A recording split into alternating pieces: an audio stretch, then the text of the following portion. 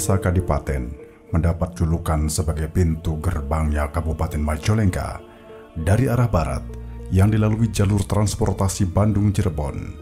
Desa Kadipaten juga disebut sebagai desa transit, yaitu tempat persinggahan orang-orang dari luar daerah yang menetap serta melakukan usaha di Desa Kadipaten.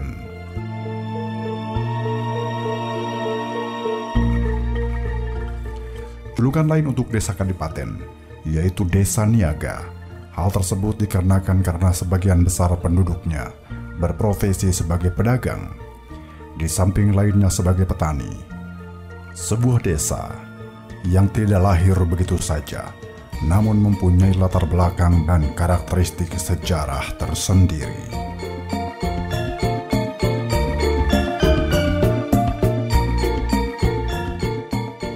Menurut keterangan Aki Ambang Andali, sang juru tulis Winata Miharja, yang saat itu sebagai bini sepuh Desa Kadipaten, menyatakan bahwa nama Kadipaten berasal dari kata Kadipatian.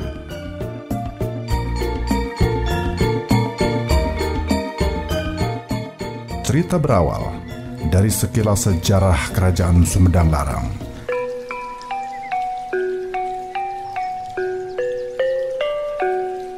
Sekitar tahun 1601 Masehi, Raja Sumedang Larang yaitu Prabu Gesan Ulun atau Raden Angkawijaya pulang dari Demak setelah menambah ilmu keislamannya. Sebelum mencapai Sumedang, beliau mampir dulu ke Cirebon untuk bersilaturahmi dengan Pangeran Giri atau Raja Cirebon.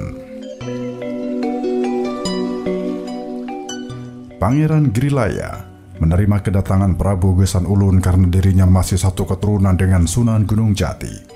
Rakyat dan keluarga kerajaan di Cirebon semua merasa segan atau ajrih, bahkan memuji kepada Prabu Gesan Ulun yang ramah. Masyarakat juga menambah ajrih karena ketampanan sang Prabu yang tiada duanya. Di samping perasaan hormat yang lahir dari keluarga dan masyarakat Cirebon, juga banyak yang tertarik hatinya oleh sikap dan ketampanan Prabu Gesan Ulun.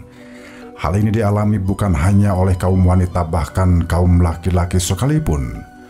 Menurut cerita, dari wajah Prabu Gesan Ulun mengeluarkan cahaya yang aneh hingga membuat orang-orang yang melihatnya enggan berpaling karena terpesona. Pada suatu malam, ketika Prabu Gesan Ulun yang sedang tidur di masjid yang tidak ada pelita atau lampu penerangan menjadi terang seperti cahaya pelangi. Hal ini diketahui oleh Baginda Girilaya ketika beliau melaksanakan sholat tahajud. Setelah diteliti ternyata cahaya tersebut keluar dari tubuh Prabu Gesan Ulun yang sedang tertidur pulas. Dengan hal itu, maka Pangeran Girilaya semakin hormat kepada Prabu Gesan Ulun. Setelah cukup istirahat di Cirebon, Prabu Gesan Ulun berbicara kepada Pangeran Girilaya bahwa besok harinya beliau akan pulang ke Sumedang. Pembicaraan tersebut diketahui oleh Ratu Harisbaya, Permaisuri Selir Pangeran Girilaya. Seperti halnya orang lain, terutama kaum wanita yang merasa tertarik dengan ketampanan Prabu Gesan Ulun, Ratu Harisbaya pun menyimpan perasaan yang sama. Bahkan karena sudah tidak tahan dan takut kehilangan Prabu Gesan Ulun, kemudian ia memaksa ikut ke Sumedang. Walaupun dia sadar dan telah mempunyai suami, dia berkata,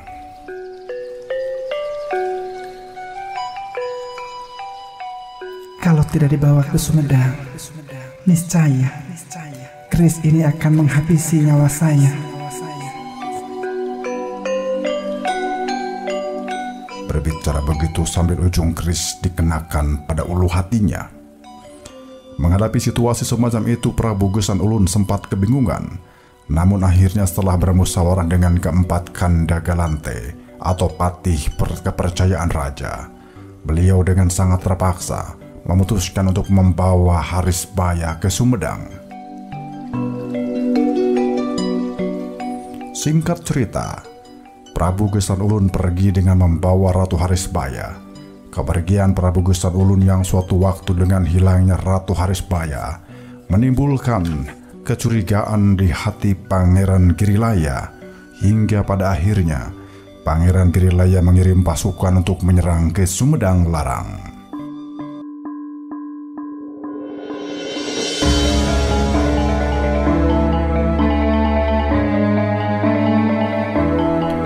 Di tengah-tengah perjalanan, pasukan Cirebon beristirahat dahulu di suatu tempat beserta Adipati Sawala untuk menyawalakan atau bermusyawarah mengatur strategi penyerangan, dan sampai sekarang tempat tersebut menjadi Kampung Sawala.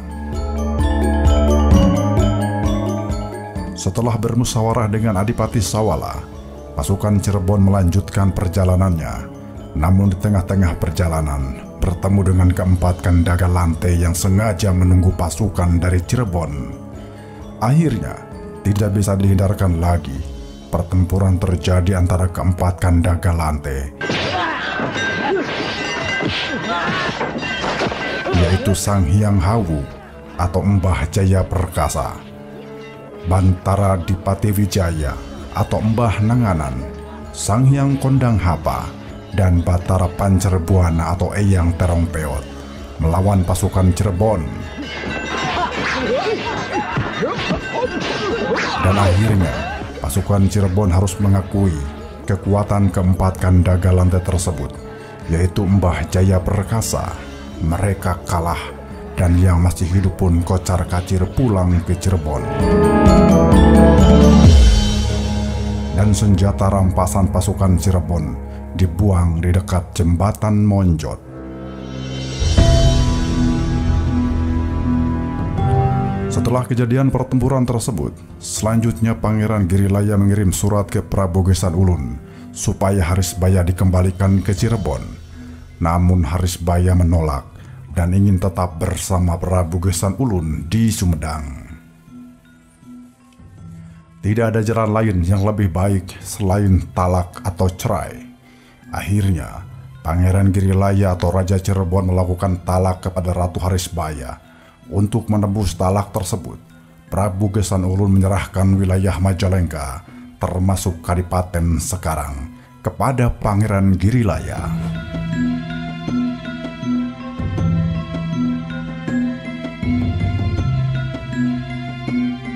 Desa Kadipaten sejak dulu berada di Kampung Liang Julang, sehingga nama desanya pun sempat disebut Desa Liang Julang, yang saat itu dipimpin oleh seorang kubu bernama Sipah. Namun dalam kekuasaannya berada di bawah kekuasaan Demang Karangsambung. Pada tahun 1842 Masehi, kubu Sipah meninggal dunia dan dimakamkan di sebelah selatan Kampung Liang Julang yang sekarang terkenal dengan julukan sebutan Pasarean Mbah Sipah.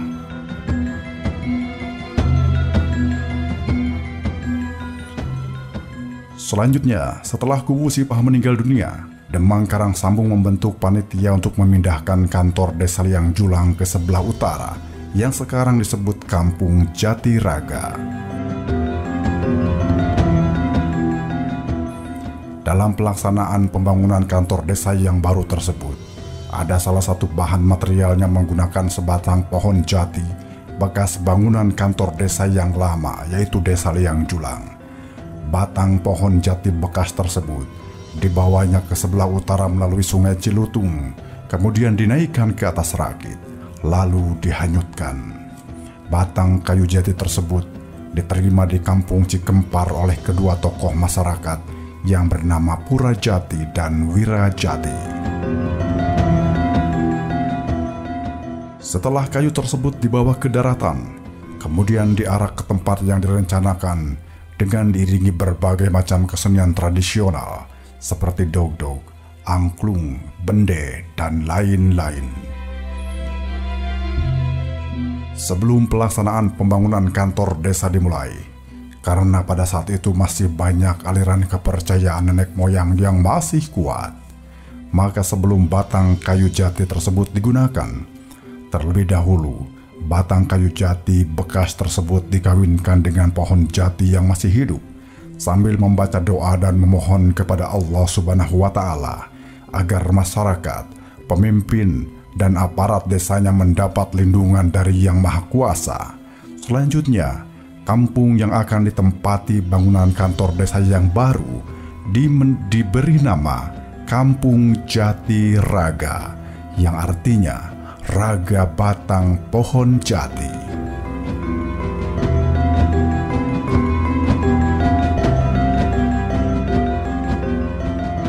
Setelah selesai pembangunan kantor desa yang baru, Demang Karangsambung menyerahkan kekuasaannya kepada pihak yang berwenang, yaitu pemerintah, untuk diadakan pemilihan kuwu, dan ternyata yang terpilih menjadi kuwu pertama pada tahun 1842 Masehi adalah Bapak Marsan, dengan nama desanya masih tetap Desa Liang Julang.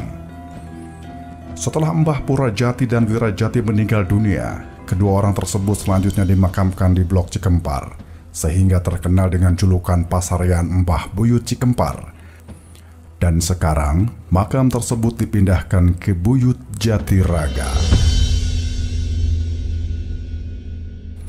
Menurut keterangan Bapak Ahmad B.S., berusia 75 tahun waktu itu, sebagai tokoh masyarakat desa Kadipaten, di sebelah barat kampung Jatiraga atau sebelah barat kantor desa Kadipaten, ada hamparan sawah dan saluran air atau solokan yang menuju jembatan Ciani. Ditanami pohon pandan, hanjeli, kaso-kaso, bambu, dan pohon dadap cangkring.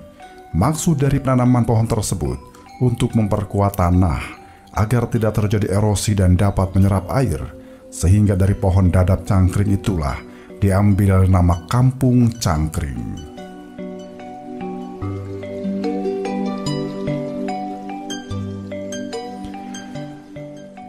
Di sebelah timur kantor desa Kadipaten, terdapat sekolah desa yang terdiri dari kelas 1, 2, dan 3, sedangkan untuk kelas 4 dan 5 berlokasi di sebelah timur atau lebih dikenal dengan kompleks sekolah yang diperuntukkan bagi pendatang Cina atau masyarakat lainnya. Dan di sekitar kompleks sekolah tersebut terdapat pohon yang buahnya bernama gordah.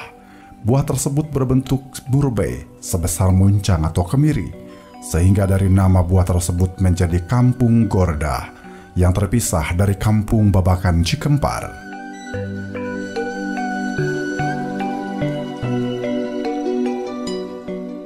Dahulu di Kadipaten ada sebuah pabrik gula yang berdiri pada tahun 1876.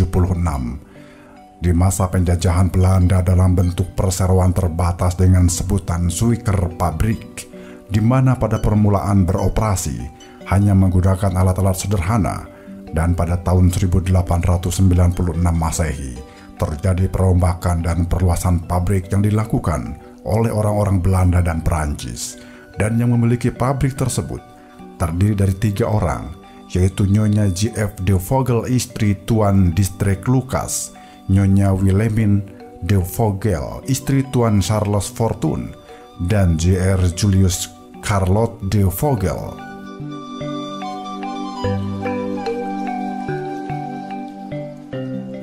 Salah satu angkutan tebu dari kebun dan hasil pabrik gula pada waktu itu hanya menggunakan alat transportasi yang sederhana, yaitu lori dan pedati dengan menggunakan tenaga kerbau. Karena pedati dan lori itu banyak, maka kerbaunya pun didatangkan dari Jawa Tengah dan Jawa Timur. Di antara bukti salah seorang pengusaha pedati adalah Babah Kim An, yang dulu rumahnya di Doar sebelah barat SD Negeri 1 Liang Julang. Pada suatu ketika, ada wabah penyakit tipes yang mengenai kerbau tersebut, sehingga kerbau-kerbau tersebut banyak yang mati dan dikuburkan di suatu tempat, yaitu sebelah utara pabrik gula. Setelah dijadikan satu kampung dengan bekas penguburan kerbau yang terkena penyakit tipes yang mengenai kerbau tersebut, maka kampung tersebut sampai sekarang dinamakan Kampung Babakan Tipes.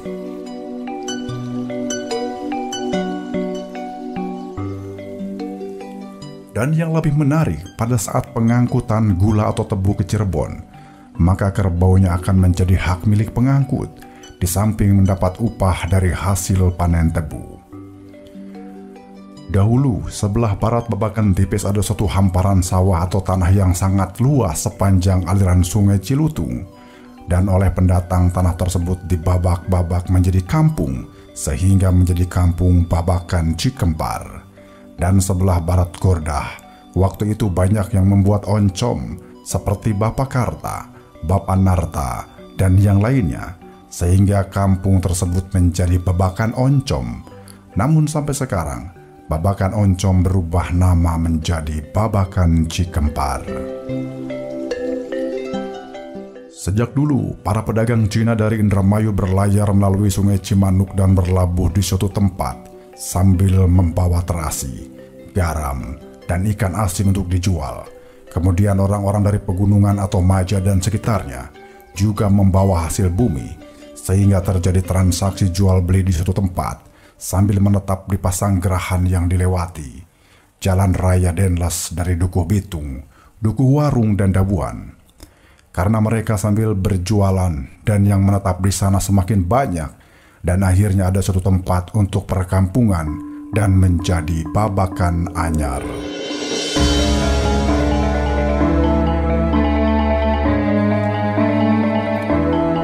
Dengan telah banyaknya orang-orang Cina berjualan, maka untuk mengembangkan perdagangannya, mereka mengarahkan perdagangan ke arah pabrik gula atau mendekati pabrik gula, sehingga mereka berjualan di Pasar Lawas, dan sampai sekarang kampung tersebut menjadi blok Pasar Lawas.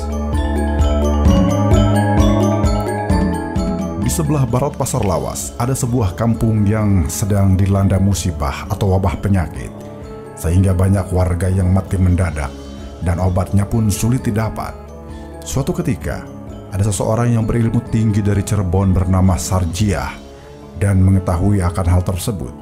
Maka dia langsung memberitahukan pada warga bahwa kampung tersebut terkena teluh atau guna-guna. Selanjutnya, dia langsung mengobatinya dengan jampi-jampi dan akhirnya warga dapat diselamatkan dari musibah tersebut. Sehingga sampai sekarang kampung tersebut namanya menjadi Teluk Jambe atau Teluh di Jampe. Setelah orang tersebut meninggal dunia, orang sati tersebut dimakamkan di kampung Teluk Jambe Utara, sehingga terkenal dengan julukan Pasarean Mbah Buyut Sarjia. Sebelah timur Pasar Lawas yang dibatasi oleh Sungai Cikasarung, ada dua jenis tanah liat. Yang pertama berwarna kuning yang disebut dengan tanah porang, dan keduanya berwarna hitam atau biasa disebut dengan tanah lempung.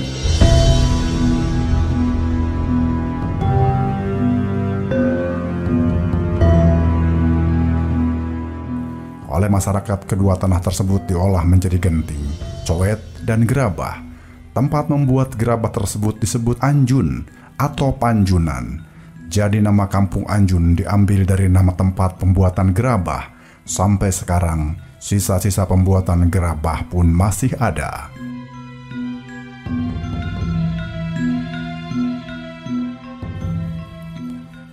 Lapang Sedar adalah tanah Titisara desa yang berlokasi di Blok Sawala sekitar tahun 1950 Masehi. Beberapa orang tua sangat peduli terhadap para pemudanya dalam bidang kesenian dan olahraga. Di antara orang tersebut bernama Bapak Misran dari Sawala dan Bapak Wilastra dari Babakan Tipes, serta beberapa orang tua lainnya. Mereka terhimpun dalam salah satu paguyuban para pedagang pasar Kadipaten yang dinamakan Serikat Dagang Rakyat. Mereka mengusulkan ke desa agar tanah Titisara dijadikan tempat lapang sepak bola oleh pemerintah desa. Permohonannya pun dikabulkan, sehingga nama lapang diambil dari singkatan Serikat Dagang Rakyat, yaitu Sedar. Sampai sekarang, lapang tersebut menjadi Lapang Sedar. Yang perlu diketahui bahwa Bapak Misran adalah salah satu aktivis Partai Sosialis Indonesia, sehingga pada tahun 1950, Lapang Sedar pernah didatangi oleh Dr. Sultan Syahrir berpidato. Kemudian, Lapangan Sedar berdasarkan kebijakan pemerintah Desa Kadipaten, hasil dari musyawarah LMD dan LKMD pada zaman Kuwu Mahfud tahun 1984 hingga tahun 1993, dijadikan nama Kadus 4 Sedar Karya. Kampung Ampera, sebelumnya daerah tersebut dinamakan Pacinan, yaitu tempat tinggal warga yang kebanyakan penduduknya keturunan Tionghoa atau Cina, karena mereka kebanyakan bermata pencarian sebagai pedagang, dan sekarang Pacinan lebih dikenal dengan sebutan Ampera. Pergantian nama Pacinan menjadi Ampera agar tidak terkesan eksklusif dan dapat berbaur dengan pribumi.